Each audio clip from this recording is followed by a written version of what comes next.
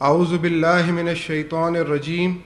I seek refuge with Allah from Satan the stoned. Bismillahir Rahmanir Rahim. With the name of Allah, the most gracious, most merciful. Ladies and gentlemen, brothers and sisters, and our listeners and viewers on Pal Talk, Assalamu alaikum wa rahmatullahi wa barakatuh. May the peace and the mercy and the blessings of Allah be upon you all. On behalf of the International Islamic Propagation Center, I would like to welcome you all to tonight's lecture, which is going to be delivered by the chairman of this organization, Brother Muhammad Shaikh. The subject of the lectures tonight is what Al-Quran says about Hadees, that is event. All of you should have with themselves a booklet, and in this booklet are given the Quranic ayats or Quranic verses pertaining to tonight's lecture. The lecture will be delivered in the same chronological order as given in the booklet. Therefore, I would like to request you to follow that sequence. After the lecture, you would have an opportunity to ask questions pertaining to the topic. May I request you to please refrain from asking questions which are not relevant to the subject that has been dealt with tonight. Also,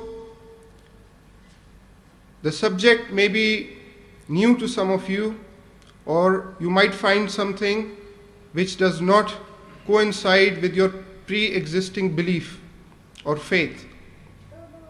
Kindly refrain yourself during the speaker's presentation. Do not interject the speaker. If you have any questions, note them down, and you would be given an opportunity to ask questions during the question and answer session. Now I would like to request the chairman of International Islamic Propagation Center, Brother Muhammad Shaikh, to come to the mic and deliver the speech on the topic what Al-Quran says about Hadees or events. Brother Muhammad Shaikh.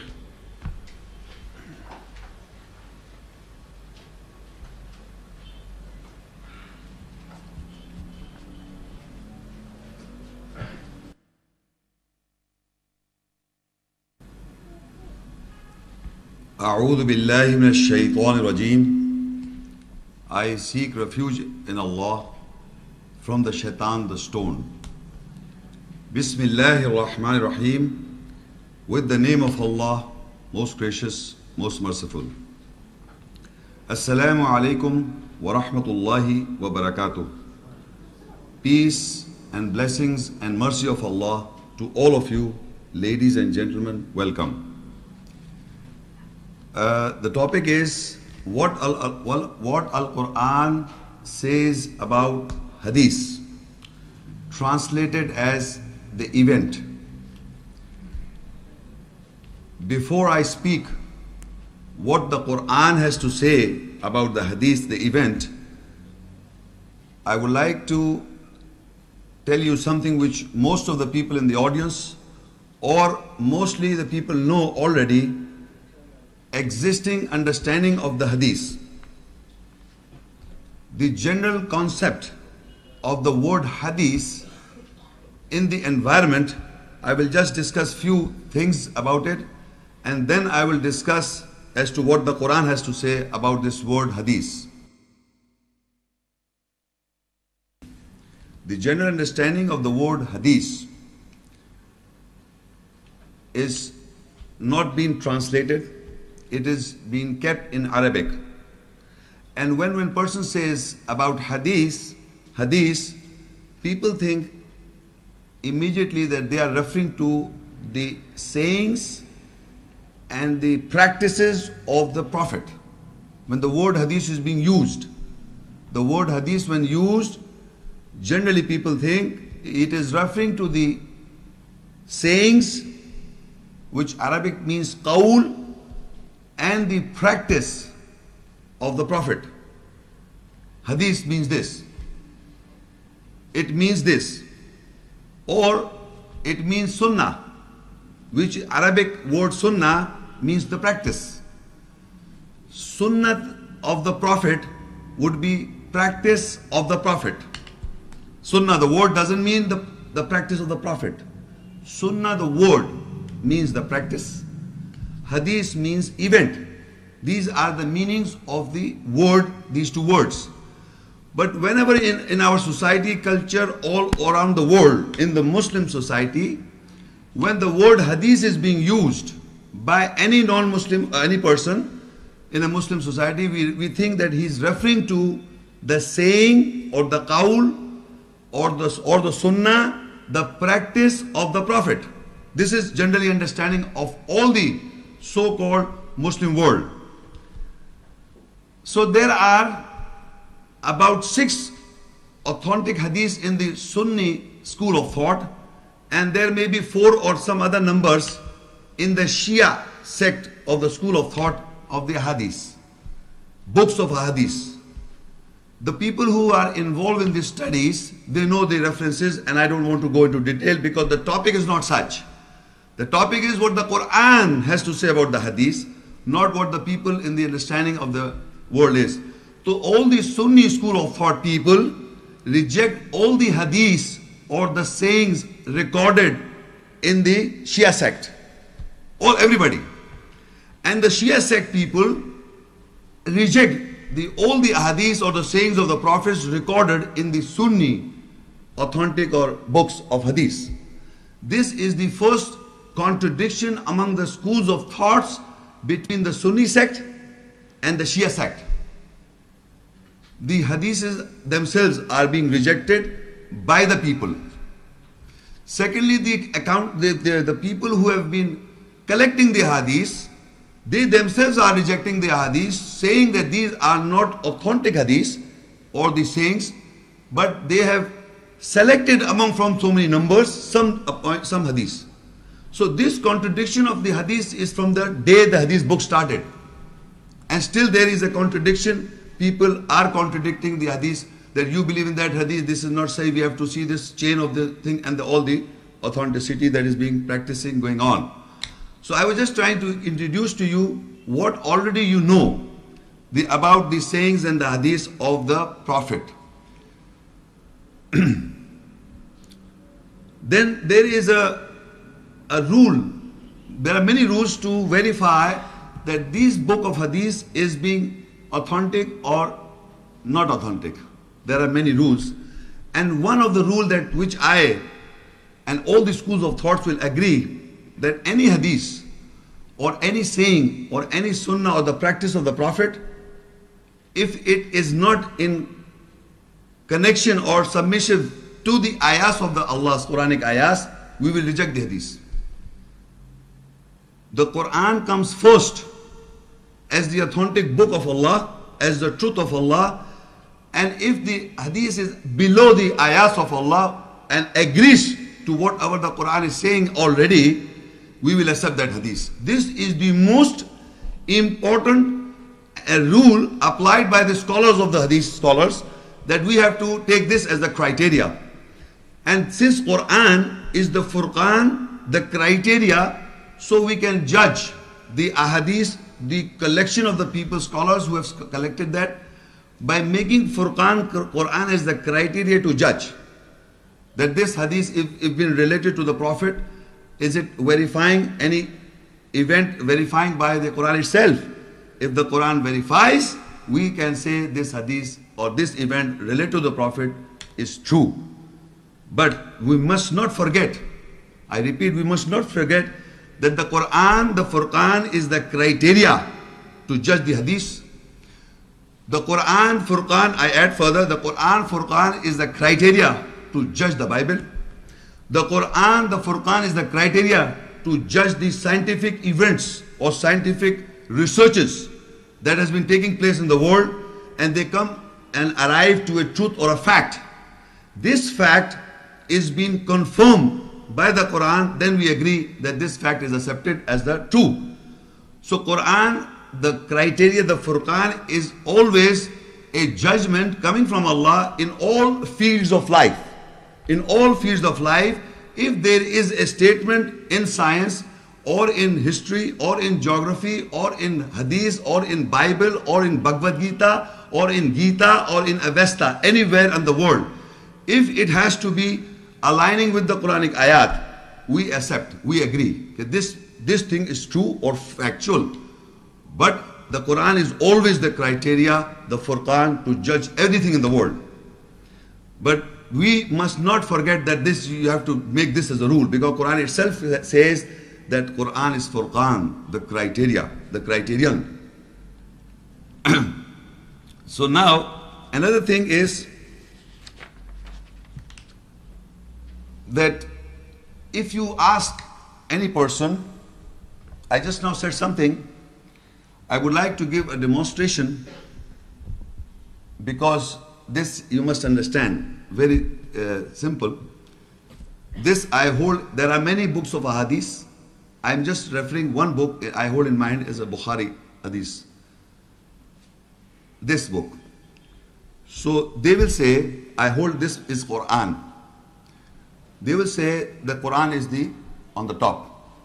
This is the authentic criteria. The Hadith is below the Quran. And just look at the demonstration. This is very important. It's very simple, but you must understand what I'm doing. So Quran is the judge. It is judging the Hadith. Anything right in it, anything we accept or we reject, is based on this. We believe in Quran, we accept the Hadith. We believe in the Quran, we accept the Hadith. We believe in the Quran, we reject the Hadith. But this is the criteria. So if you ask these people, they say, yes, we agree. But then I brought the Bible. Where should I put the Bible now? Here or here? Come on. No, what is being understood? What is being understood? First came Bible. Excuse me, yes. No, what is being understood in the world is this book above. It should be the below the Quran. But generally, we bring unconsciously above the Quran, saying there are recordings in the Bible which is tahrif, some of the biblical recordings we have to accept. And now the Quran has clarified the statements within the Bible, so we accept the Bible. So, but you don't make this Bible on below the Quran, you make this Bible on the top. It is me, myself, is saying we have to bring the Bible and Hadith downwards, under the Quran. You cannot understand, because there are scholars that say that the Bible is clarifying many things in the Quran which are not clarified. The Bible gets clarified. So Bible becomes on the top. So there are accounts and the events of the various messengers and the prophets before Muhammad, peace be upon him, era. They say that this Bible, there are recordings of the Ibrahim alayhi salam and Musa alayhi salam and Isa alayhi salam are in the Bible. It is in the Bible. So we can clarify the Quranic ayahs by the Bible. And scholars have done it. So you must understand, when I say Quran on the top, means Bible is the below. And from the Quran we have to judge the Bible. We know the criteria of the Quran, we judge the Bible. So now Bible and Hadith goes below.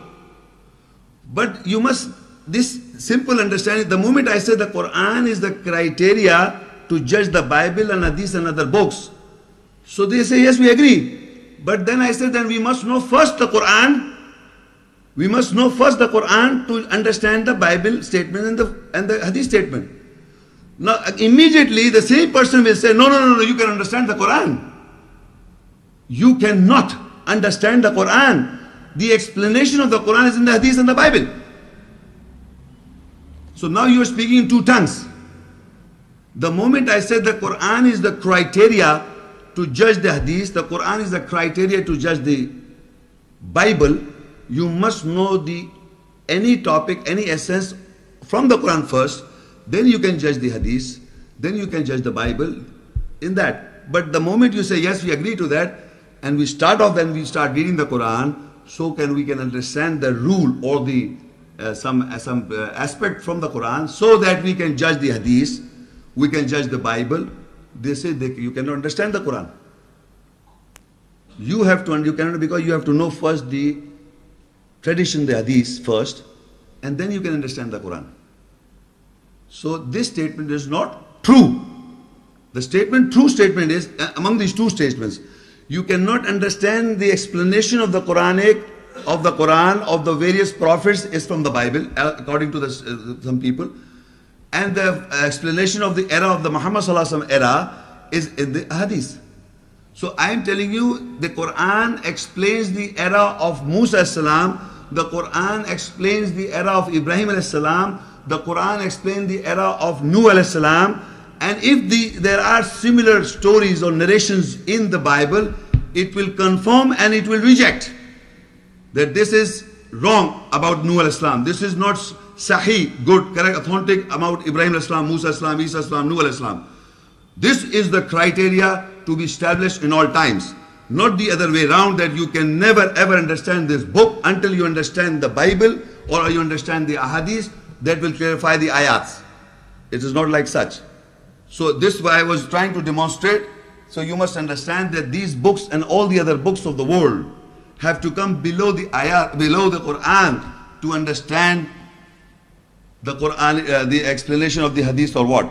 So this was, I was trying to demonstrate. So we must understand there are two opinions, that Quran is the criteria to judge all the books of the world. No book is explaining the Quran, because Quran is the word of Allah. 100% factual statements are recorded. The other human statements of any books of histories have got errors, human errors. There is a fact being established by science. It is also has to be verified from the Quran. The science doesn't verify the ayahs verify the science. The ayahs are not to be verified by anything. The ayahs themselves are verifying the other book statements within that book, true or false. So this is the, first of all, I was trying to explain the situation in the world, what is going on. Achha. Then secondly, there is another ayah in the Quran which most of the people know this. I will just, before I come to the topic, I'm just delivering a few points. And that ayah you can note down is in Al-Baqarah 2 and ayah 282. It is the biggest or the largest ayah in the Quran. The largest, if somebody asks you which is the largest ayah in the Quran, this is the largest ayah. In Surah Al-Baqarah 2 and ayah 282. I'm not going to read the whole ayah. I'm just going to read a point, a few words, so that you can understand and understand why I'm reading this and what is the implementation of that ayah. Why I'm trying to explain. And that refers to, it says, starts with this, Ya ayyuhalladhina amanu, idha tadayantum bidaynin ila ajalim musamman faktubuh. O you who believe, when you reach a judgment among yourselves, with a judgment towards a fixed period of time, then write it down. Ida tadayantum bidainin has been translated by various scholars differently, and a conceptual understanding could be any agreement or any contract or any deal. Anything that has to be established, which is established fact between parties. Between any party, if I want to have a contract with somebody, we write it down, a judgment is being established between among us, that you agree to this, I agree to this. Let's write it down, this judgment. Write it down, because Allah says so in the ayat, faktubu. So whenever a judgment is to be established between people, to be agreed upon, there must be a witnesses of two men. Witnesses of two men. And if two men are not available, then one man and two women. And further in this ayah, the same ayah I read for you. وَاسْتَشْهِدُوا شَهِدَيْنِ مِنْ رِجَالِكُمْ فَإِنْ لَمْ يَكُونَا رَجُلَيْنِ فَرَجُلٌ وَامْرَأَتَانِ مِمَّنْ تَرْضَوْنَ مِنَ الشُّهَدَاءِ أَنْ تَضِلَّ إِحْدَاهُمَا فَتُذَكِّرْ إِحْدَاهُمَا الْأُخْرَى. So then take two witnesses from men, from your men. If there are no two men, then take one man and two women, as you pleased. Then if one of two women astrays, then the other reminds her. So now the whole ayah, you can go and read it up in your house. From this ayah, we have come to know, for any establishment of any judgment agreed upon by any people, that document is to be valid only if the two witnesses have signed, or there are two witnesses on that document. That written document must have two witnesses, men, not one man. Not one man. One man is not a witness on any document.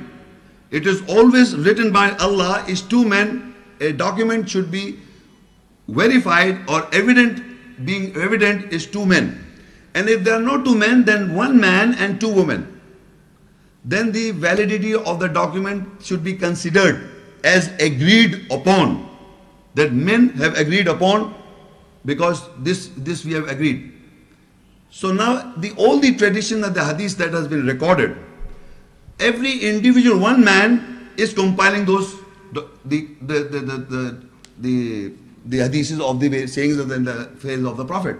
The sayings, the sunnah of the Prophet is recorded by one man. So all of the people that agreed on that document, that the book that they have, should be signed by two people. Exactly the same, they should agreed upon. If they have not done it in the time, so every human, one person have compiled these books. One person. And on that one person you are agreeing upon, and Allah does not allow. Allah said that a valid document should have two witnesses on it. If there are no two men, then one man and two women on any written document. Any judgment that has to be established as true or false, the witnesses should be two men or one man and two women.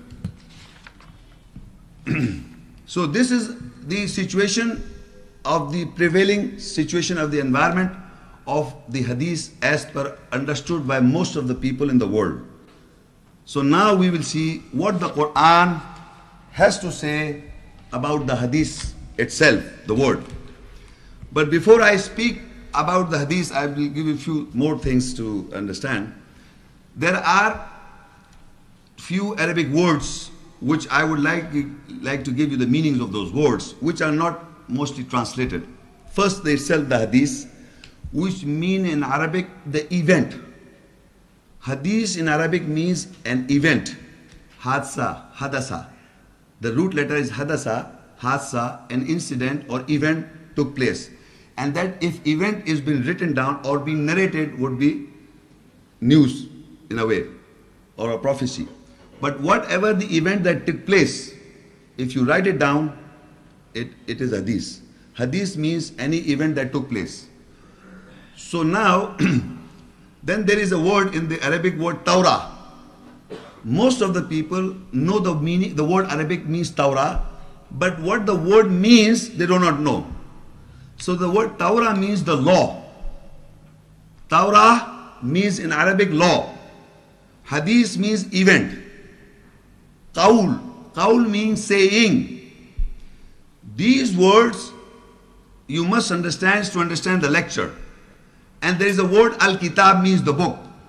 And the Quran. Quran means the reading. Iqra, read. Quran means the reading. Al-Kitab means the book, the specific book. Torah means the law. Hadith means an event. Sunnah means the practice. Qaul means the saying. So what we know already, I've told you. Now what these words, how will they occur in the Quranic ayat? We will discuss this. So first of all, I will read an ayah which explains the basic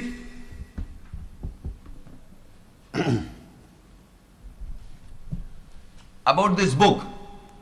About the book of, I hold in mind Quran of course, but Quran means the reading. The ayah that I read is Quran. But if it is written down on a paper or anything written down on anything is the book. Everybody knows that everything written down is a book. So now this book I hold, I'm referring to the book of Allah of course. I read the ayahs is the Quran. First of all, what is the book? What is this book? So this understanding, I will read a portion of ayah, Surah Al-Imran, 3 and 7 ayah. هو الذي أنزل عليك الكتاب منه آيات محكمات هن أم الكتاب وأخر متشابهات. I stop here. and then I will continue later on. It is He who has revealed Al-Kitab, the book, over you. In it are muhkamat, governing ayahs, signs.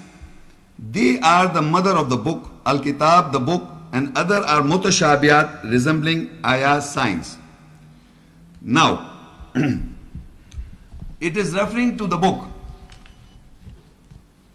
Allah says that Huwa alladhi anzala alayka al-kitab. It is He who has revealed over you the book. This I hold in my hand is a book which contains ayats. It contains ayat. Allah says that it is He, Allah, who has revealed over you the book al-kitab, the written material, the written ayats, the written form, is revealed by Allah over the messenger, prophet. In it, in the book, minhu ayatum muhkamat. In the book are ayas, verses, ayas, signs, muhkamat, governing ayas, which governs mankind. So this book contains ayas, these ayas, muhkamat, in which are governings, or the government, which you have to govern yourself. In the ayat, ahkamat of the book, there are ayas which contains muhkamat or governing ayahs which you have to govern yourself in the book. Minhu ayatum muhkamat hunna ummul kitab. This is the ayahs that govern yourself, that is the mother of the book. Which is the mother of the book? Those ayahs in the book of Allah where the ayahs are governing, which are there are ahkamat, or the governance is there, which you have to govern yourself, are the ahkamat or the muhkamat or the governing ayahs by virtue you have to govern. These are the mother of the book. The same whole book contains certain muhkamat. The whole of the book contains certain muhkamat or governing ayahs. And these governing ayahs are the mother of the book, of the same book. Hunna ummul kitab, this is the mother of the book. So we have to know what is the name given to that mother of the book. The book is the whole book. And in the book, Huwa alladhi anzala alayka al-kitab, we have revealed to you, over you, the book. In it are the ayat, minhu ayatum muhkamat, in it are the ayas muhkamat, the governing ayas. Hunna ummul kitab, and in this book are the governing ayats. Ummul kitab, this is the mother of the book. So first of all, we have to know what is the mother of the book. You go to next page and we will come back again. Surah Ma'idah 5 and ayah 43. وَكَيْفَ يُحَكِّمُونَكَ وَعِنْدَهُمُ التَّوْرَاةُ فِيهَا حُكْمُ اللَّهِ ثُمَّ يَتَوَلَّوْنَ مِنْ بَعْدِ ذَلِكَ وَمَا أُولَٰئِكَ بِالْمُؤْمِنِينَ. And how can they take you as a governor, and the Torah, the law, is near them? In it is the hukum, the government of Allah. Then after that they turn away, they are not with the believers. Now in this ayah, you will note in the Arabic, there is a word fiha hukmullah wa kayfa yuhakkimunaka wa indahum at-tawrah fiha hukmullah. And how can they take you as a governor, and the Torah, the law, is near them? In the Torah, in the law, is the hukum of Allah, or the government of Allah, or the ahkamat of Allah. In the Torah, in the law. In the Torah, in the law. In the Torah, in the law, contains the government of Allah. So now, if I ask you, in the whole book, this I hold in my hand is a book of Allah. The book of Allah contains minhu ayatum muhkamat. In it contains the ayahs that are governing. That contains the hukum of Allah. Ayat are containing the hukum or the government of Allah. So that is, what is that?